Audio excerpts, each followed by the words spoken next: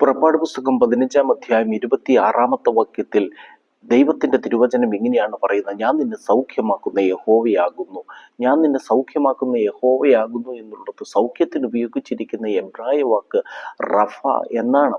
റഫ എന്ന് പറഞ്ഞാൽ അതിൻ്റെ അക്ഷരാർത്ഥത്തിലുള്ള അർത്ഥം പൊട്ടിപ്പോയ ചിലതിനെ ചേർത്തൊട്ടിച്ച് പഴയതുപോലെ ആക്കുക എന്നോ, വലകൾ പൊട്ടിപ്പോയി കഴിയുമ്പോൾ അതിനെ തയ്ച്ച് ശരിയാക്കുക എന്നൊക്കെയാണ് ഇതിൻ്റെ യഥാർത്ഥത്തിലുള്ള അക്ഷരാർത്ഥത്തിലുള്ള അർത്ഥം എന്ന് പറയുന്നത്.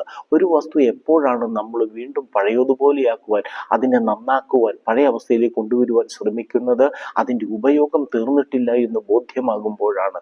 അപ്പോൾ യഹോവ സൗഖ്യമാക്കുന്നവൻ എന്ന് പറഞ്ഞാൽ അതിൻ്റെ അർത്ഥം നമ്മെക്കുറിച്ചുള്ള ദൈവിക പദ്ധതികൾ തീരാത്തിടത്തോളം കാലം രോഗമോ ശത്രുവോ നമ്മെ ചിതറിച്ച് കളയുവാൻ നോക്കുമ്പോൾ, നമ്മുടെ ശരീരത്തെയോ മാനസികമായോ നമ്മെ തകർത്ത് കളയുവാൻ നോക്കുമ്പോൾ, സൗഖ്യമാക്കുന്ന യഹോവ വന്നിട്ട് ചിതറിപ്പോയതിനെ വീണ്ടും ചേർത്തൊട്ടിച്ച് പഴയ അവസ്ഥയിലേക്ക് മടക്കി വരുത്തും. കാരണം നമ്മെക്കുറിച്ചുള്ള ദൈവിക പദ്ധതികൾ തീർന്നിട്ടില്ല.